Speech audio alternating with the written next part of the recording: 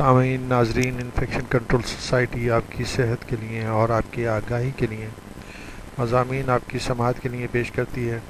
کچھ مضامین ہم ہیلتھ ورکر کے حوالے سے بھی پیش کرتے ہیں تاکہ وہ آگاہی حاصل کر کے اور اس سے استفادہ حاصل کر کے عوام الناس کی خدمت بہتر طریقے سے کر سکیں۔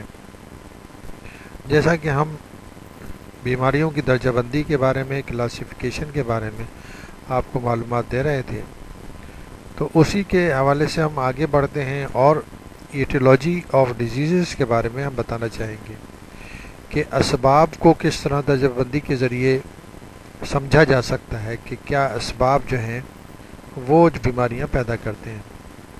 پہلا گروپ جو ہے ایجنٹس، یعنی کہ ایجنٹ کیا ہیں، ایٹیولوجیکل ایجنٹس۔ ہر بیماری کا یہ سوچا جاتا ہے کہ اس بیماری کا ایٹیولوجیکل ایجنٹ کیا ہے۔ آج سے تقریباً 100-200 سال پہلے لوگوں کو معلوم ہی نہیں ہوتا تھا کہ بیماری کس طرح پھیل رہی ہے۔ مثال کے طور پر ملیریا کا نام اس لیے رکھا گیا ملیریا کہ میل ایئر یعنی کہ خراب ہوا، یعنی کہ اندازہ یہ تھا کہ یہ بیماری جو ہے نا خراب ہوا سے پھیلتی ہے، لیکن بعد میں جب ریسرچ ہوئی، جب تحقیق کی گئی، تو ملیریا کا معلوم یہ ہوا کہ ملیریا جو ہے نا ایک پیراسائٹ کے ذریعے پھیلتا ہے، اور یہ پیراسائٹ پھیلانے کا سبب ایک مچھر ہوتا ہے۔ اب مچھر جب انسانی جسم میں کاٹتا ہے تو یہ پیراسائٹ جسم میں داخل ہو جاتے ہیں اور وہ بیماری پیدا کرتے ہیں۔ تو یعنی کہ وہ بیڈ ایئر کا کانسیپٹ اب ختم ہو چکا ہے۔ اب پرٹیکولر ایٹیولوجیکل ایجنٹ کی بات ہوتی ہے کہ کون سا ایٹیولوجیکل ایجنٹ ہے اور اس پر کیا میڈیسن اور کیا دوائیں اثر کریں گی۔ ایٹیولوجیکل ایجنٹ بیماری پیدا کرنے والے ایجنٹ زندہ یعنی کہ نان لیونگ یا لیونگ دونوں ہو سکتے ہیں، جو کئی قسم کی بیماریاں پیدا کر سکتے ہیں۔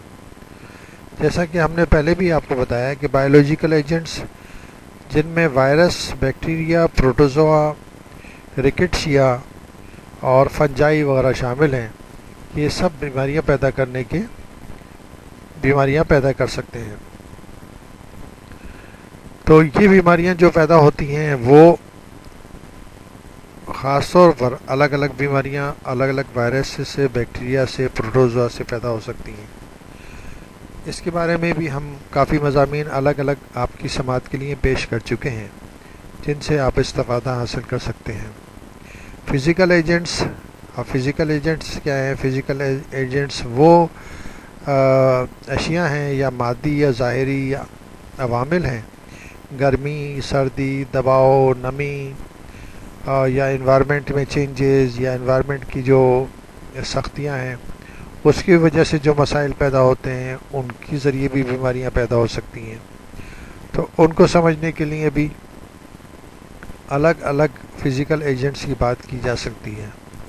کیمیکل ایجنٹس جو ہیں وہ بھی بیماریاں پیدا کرتے ہیں، جس میں زہر شامل ہیں، ٹاکسنز شامل ہیں۔ ٹاکسنز جو ہیں نا وہ مختلف بیکٹیریا پیدا کرتے ہیں۔ اس کے علاوہ جو ہے الکلی ہے، تیزاب ہے، الرجنس ہیں، گیسز ہیں۔ اس میں ایکزوجینس یعنی کہ جو بیرونی عوامل ہیں انہیں ایکزوجینس کہا جاتا ہے، یعنی کہ وہ بیماریاں جو کہ باہر کے عوامل سے پیدا ہوتی ہیں۔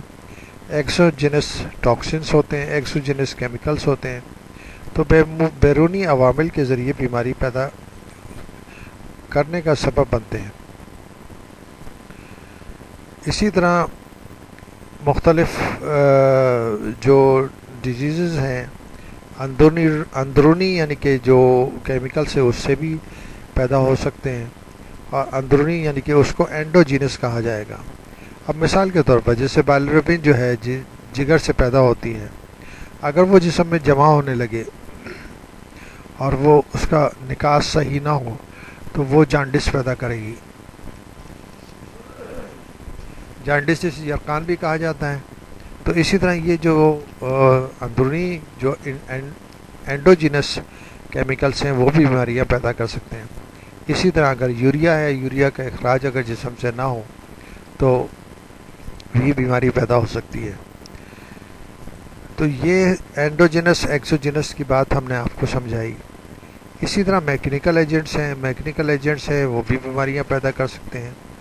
میکینیکل ایجنٹس بہت زیادہ طاقت کے ساتھ جسمانی ٹیشوز یعنی کہ بافتوں یا سیلز یا مختلف اعضاء کو نقصان پہنچا سکتے ہیں، جس کے نتیجے میں رگڑ، خراش، چوٹ، زخم اور ہڈی وغیرہ کا ٹوٹ جانا وغیرہ جیسے حادثات ہو سکتے ہیں۔ ان عوامل کو بھی ہم بہتر طریقے سے آگاہی سے کنٹرول کر سکتے ہیں۔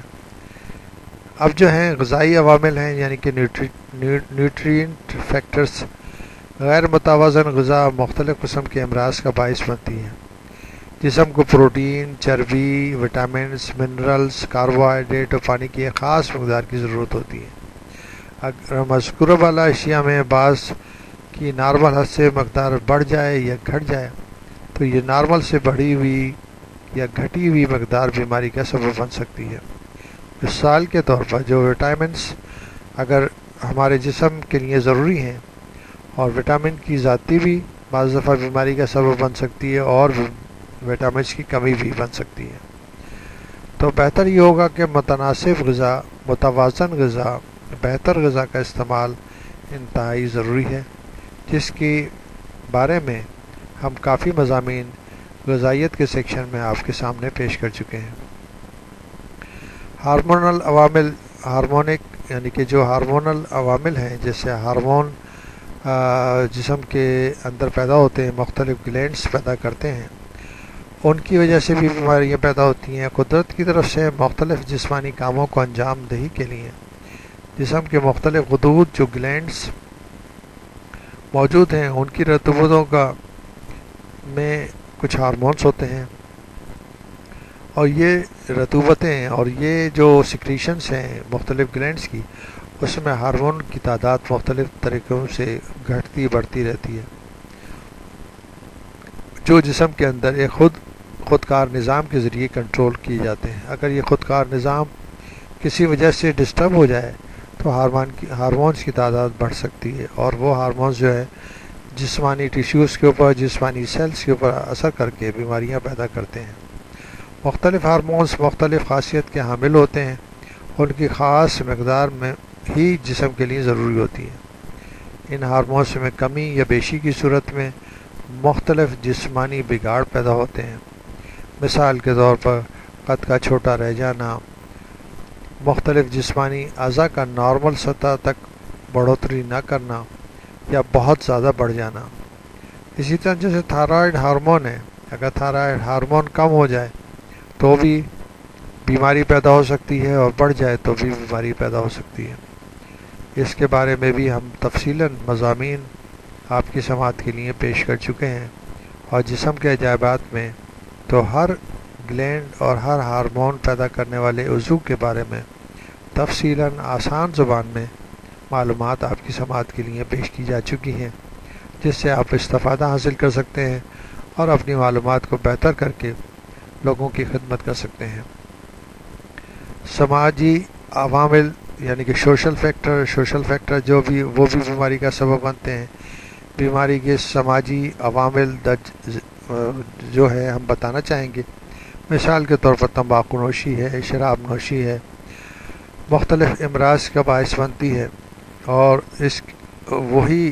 اسی طرح بے روزگاری، غربت، نامناسب صفائی اور ستھرائی بھی بیماری کا سبب بنتی ہے۔ تمباکو نوشی کے خلاف تو انتہائی مہم جوئی کی گئی ہے، اور اس کے ذریعے اسموکنگ کو روکنے کی کوشش کی جا رہی ہے، لیکن شراب نوشی کے بارے میں کوئی کچھ نہیں کہتا۔ حالانکہ تمباکو نوشی سے آپ کسی کو بھی، جو بھی فرد تمباکو نوشی کرتا ہے وہ کسی کے اوپر حملہ نہیں کر سکتا، نہ کہ وہ کار کا ایکسیڈنٹ کر سکتا ہے، مگر شراب نوشی کے ذریعے کتنے کار ایکسیڈنٹ ہوتے ہیں آپ اندازہ نہیں کر سکتے، کہ اگر پوری دنیا کے اندر ہر سال لاکھوں افراد اس کے اندر ہلاک ہو جاتے ہیں۔ تو یہ سب جو ہے یہ بڑے مسائل ہیں، اس کو سوشل فیکٹرز کہہ لیں، اس کو سماجی عوامل کہہ لیں، تو ان سب کی طرف بھی ہم صحت کارکنز کو، عوام کو توجہ دینی چاہیے، تاکہ یہ مسائل حل ہو سکیں اور ہم جو ہے بہتر زندگی گزار سکیں۔